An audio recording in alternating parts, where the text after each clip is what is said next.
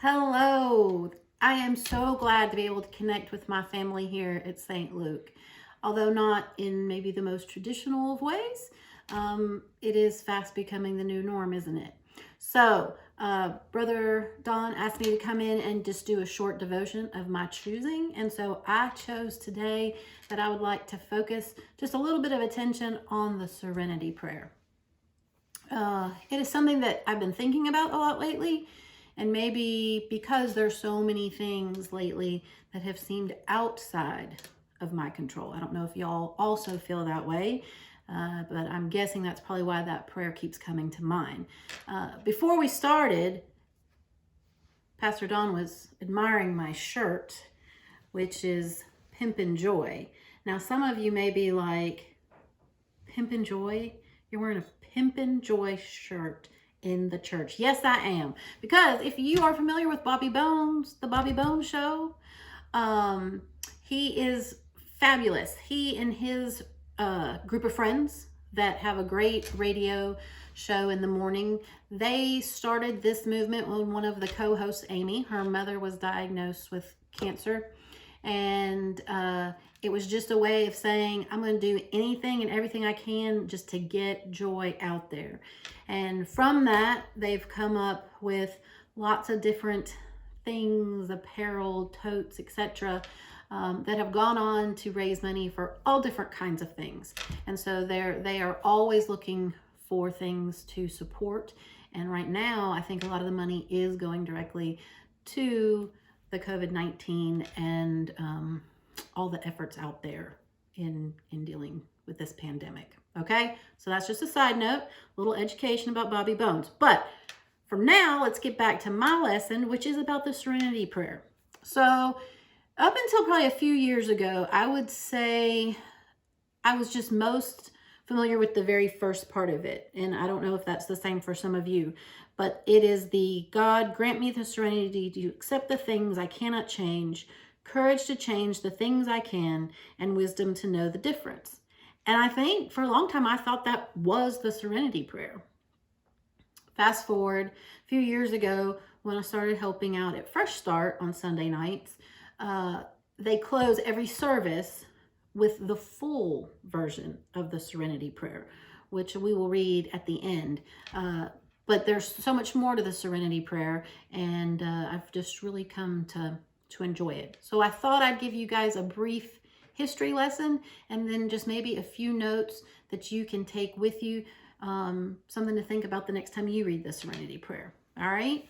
Okay, so I looked up a couple different sites to get the history, and pretty consistent, may have been off a year or two here and there. So let's just go with the idea that this is pretty accurate from what I can tell is what I'm saying. All right. So there was a theologian, and he is the one that is actually credited with writing it back earlier in the 1900s. Okay. Now, I'm going to be honest with you. I cannot pronounce his last name, so I'm not even going to pretend. But he was a Protestant theologian. But actually, the first written reference we've got goes back to 1932, and it was actually in a diary. Now, the woman's diary, Miss Winifred, she was actually a student of the theologian, okay? So that's where we're guessing the connection ties in. It was not long after it was published in a prayer book, okay? And actually, it says by 1944, the Federal Council of Churches printed the prayer in a prayer book, and they issued it to Army chaplains. All right, 1944, remember what we had going on there, World War II, during all that time. So it was issued to Army chaplains, and then the USO circulated it on printed cards to all of the soldiers of World War II. So it had a presence there.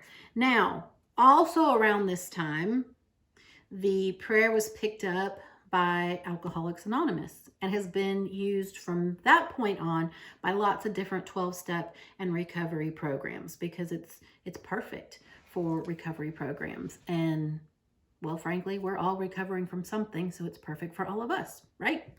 Okay, so Niebuhr, that's my best attempt at the theologian's name, Neibuhr. Pastor Don might know how. Niebuhr, there we go, Niebuhr.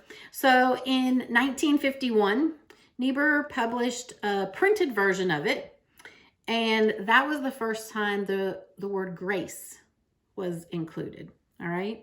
And that was, God, give me grace to accept with serenity the things that cannot be changed, all right? So just a little tidbit there for you. All right. As I said, starting in the 40s, AA and then other 12-step programs have gone on to incorporate the Serenity Prayer. The word I got was that it came because a new member of AA back in the 1940s gave it to the co-founder of AA, who was known as Bill W. or William Griffith Wilson, and he liked it so much that he had it printed and distributed during their meetings. So that's how it came about. All right. However, just brief little side note here. They trace back similar wording, so the same basic idea, all the way back to like early Greece. Okay, so we have a slave that became a Greek philosopher back in the 1st century, and some of his writings sound very familiar. And then in the 8th century, a Buddhist monk, some of his writings are very similar. The Buddhist monk, that's an interesting story. Let me just say, apparently he was not liked by the other monks in his monastery. Now, the word I got was he was lazy, or they perceived him as lazy. So to atone for his sins, the monk was asked to speak before the entire monastery. Okay, that's what he had to do for his atonement. And so this is part of what he said. If there's a remedy when trouble strikes, what reason is there for dejection? And if there is no help for it, well, what use is there in being glum?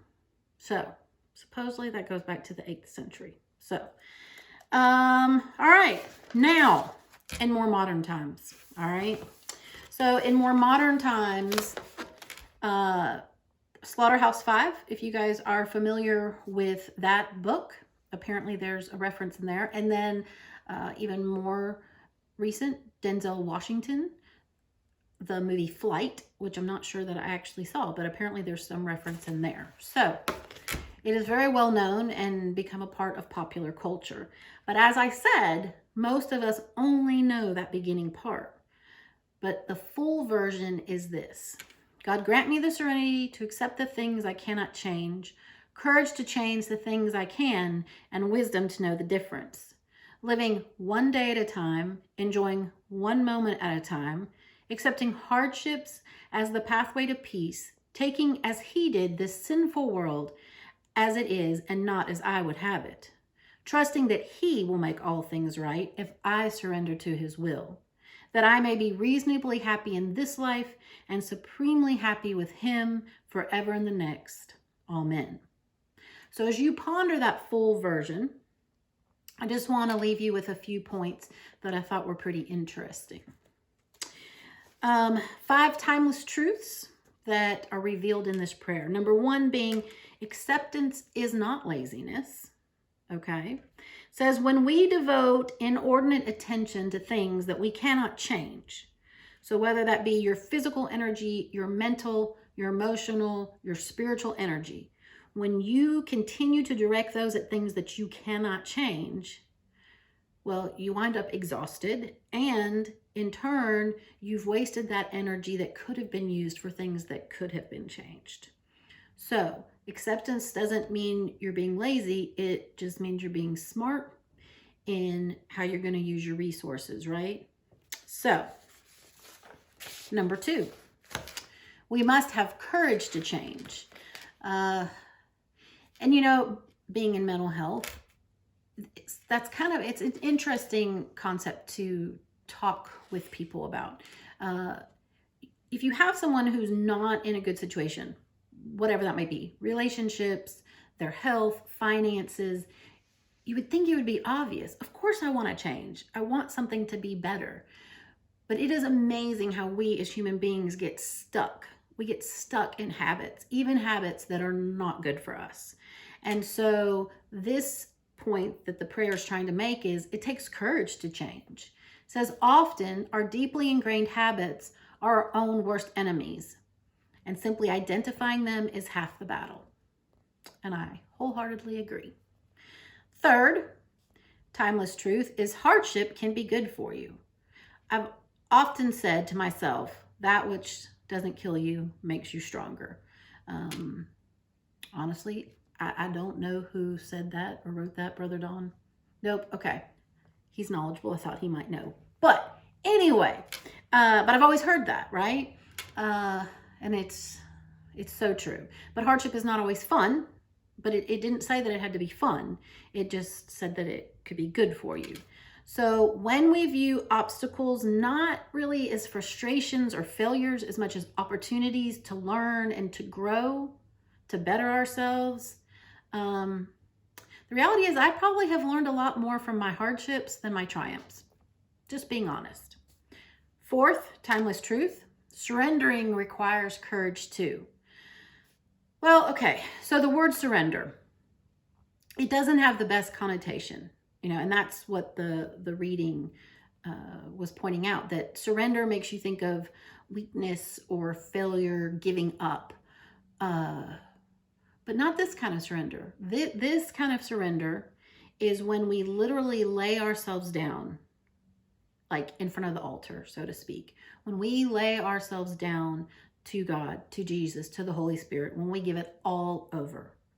Because when we give it all over, that's when the power begins, okay? But that is scary. That is a scary thing to do, to completely surrender, but very courageous. And the fifth is happiness is attainable now and in the future. And my notes go on to explain. It's interesting because if you notice, those of you who aren't maybe as familiar with the full version, there at the end, the wording is, if I surrender to his will, I may be reasonably happy in this life and supremely happy with him in the next. So what does that mean to say reasonably happy? Well, it's not all going to be sunshine and roses, is it? Nope. So defining happiness, I think what the prayer is saying is it's going to be happiness balanced with all the other things that make life life. But ultimately, we are moving towards something bigger and greater than anything we can imagine. And that's ultimately what we lay our hope and faith in. Correct? Correct. So that's a little bit on the Serenity Prayer. I love the prayer. I love the full version of the prayer. I hope giving you just a little bit of history about it and maybe a little bit of insight will be something that will be of interest to you too. So I cannot wait to see you guys in person and do all the hugs. But until then, I guess just like a little elbow bump. All right. See you soon.